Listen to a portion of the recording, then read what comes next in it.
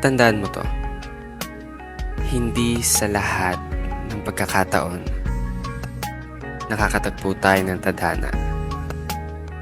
Minsan tayo na rin ang umahanap ng nakatadhana para sa atin. Kumbaga hinahanap na natin yung taong makapagbibigay ng tunay na pag-ibig, ng tunay na ligaya, at tunay na kahulugan na salitang pagmamahal. Di ba ba sapat ang sakit at lahat na hindi ko ipararanas sa'yo? Di binubunyakan ng iyong mata, sumisigaw ng pagsinta. Ba't di papatulan ang pagsuyong na kulang?